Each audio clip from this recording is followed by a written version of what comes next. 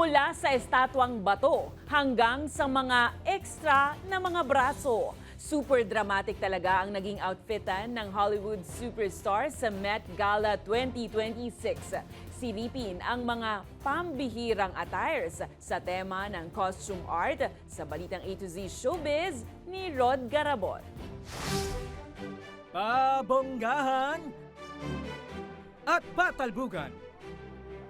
Kanya-kanya nga ng baon ng drama sa kani-kanilang outfit ang mga naglalakihang stars ng Hollywood para sa tinaguriang The Biggest Night in Fashion. Sa pagrampa sa Met Gala carpet sa New York City, kanya-kanyang interpretasyon ang mga personalidad sa tema ngayong taon na costume art.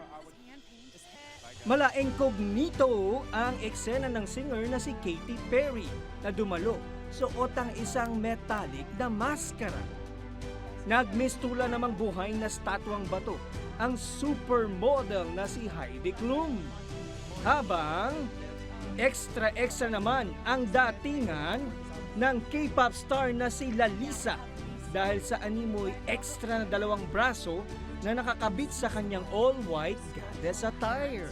I'm just so happy, to showcasing myself in an art form like You this. did incredible job. And at these that. these are my arms, 3D. Hindi rin nagpahuli ang A-list stars mula kay Beyonce, Cher, Madonna, Anne Hathaway at iba pa. Ang Met Gala ay taunang fundraising event para sa Costume Institute ng Metropolitan Museum of Art. Aabot sa $100,000 ang ticket price para makadalo rito. Kaya naman tanging ang richest of the rich and famous lang ang nakakadalo. At ngayong Met 2026 nga, nakapag-raise ang gala ng record na $42 million.